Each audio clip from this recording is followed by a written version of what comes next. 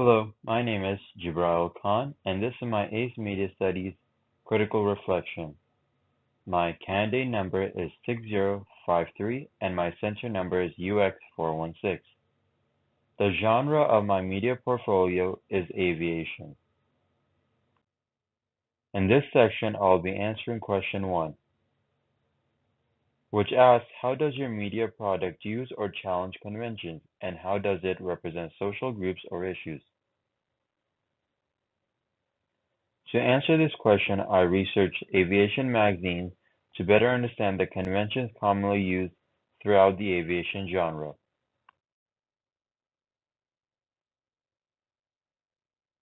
The first part of the question focuses on how my project uses and challenges conventions commonly found in professional aviation magazines.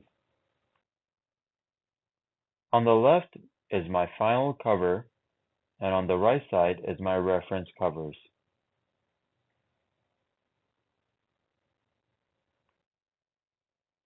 The main image on my cover is very similar to the main image used in the reference magazines. Like my reference, I use dramatic aircraft photography as the main dominant visual element, which is highly conventional for aviation magazines. I specifically chose a front-facing Boeing 727 because a symmetrical angle creates a more dramatic and powerful appearance.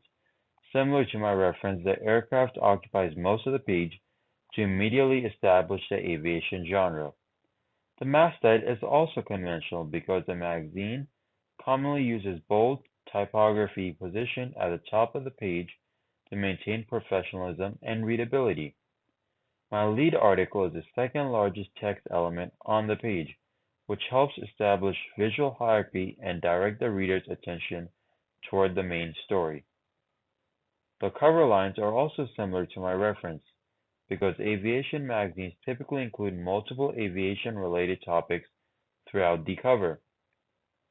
However, unlike some of my references, I slightly challenge conventions by using a cleaner and less cluttered layout with more spacing to modernize the design.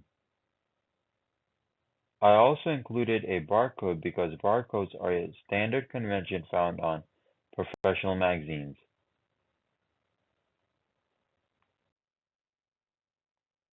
On the left side is my final table of contents, and on the right side is my reference table of contents. When comparing my table of content to my reference, there are many similarities in organization and layout conventions. Like my reference, I organize the stories into clearly separated sections within with page numbers and descriptions, which is conventional for my magazine table of content page. I also used aircraft photography throughout the page to reinforce the aviation theme, similar to my reference magazine. However, unlike my reference, I simplified the layout and reduced clutter to make the design feel cleaner and more modern for younger audience and easier to navigate.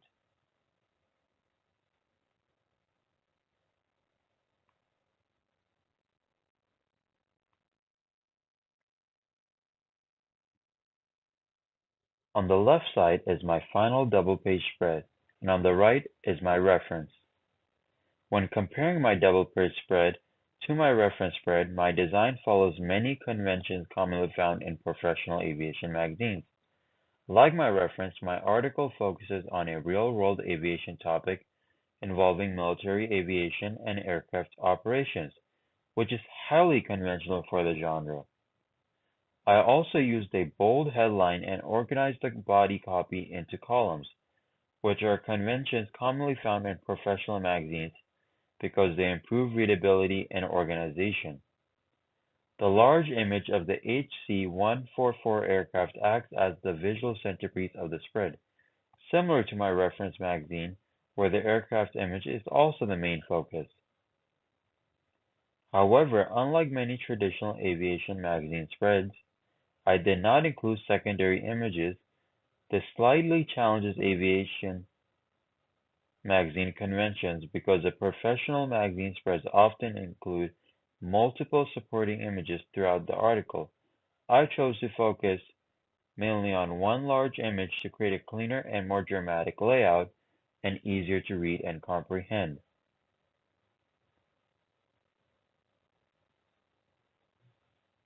I also included a pull quote, captions for my image, subheading, byline, and dayline, which is highly conventional in all magazines.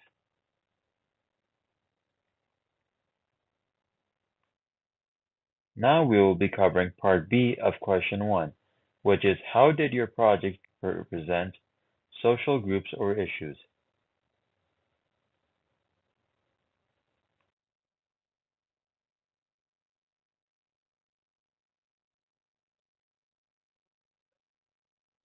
Like the magazines I researched, my magazine represents pilots, engineers, military personnel, aviation enthusiasts, and aviation industry professionals. In my reference magazine, these groups are conventionally represented as skilled, professional, and technology-focused individuals. My magazine follows these conventions through the use of realistic aircraft photography and serious aviation-related content. My magazine also focuses on aviation issues such as aviation innovation, military aviation, aircraft technology, and modernization of air travel, which are common topics within the aviation magazines. However, unlike some traditional magazines that mainly targeted au- that mainly target older professional audience, I attempt to modernize aviation media through the cleaner layouts and more visually engaging design choices aimed towards younger audience and casual aviation enthusiasts.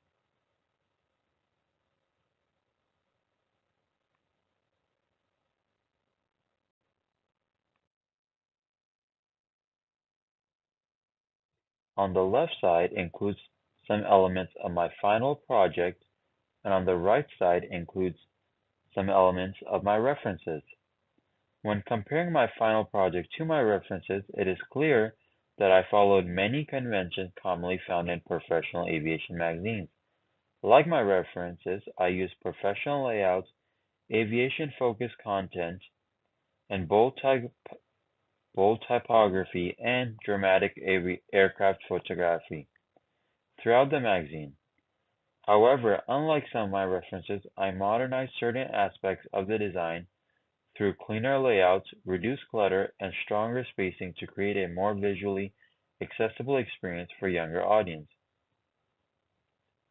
Overall, my magazine balances conventional aviation magazine design with more modern visual elements, which while still remaining professional and realistic. Thank you for listening and watching my response to question 1.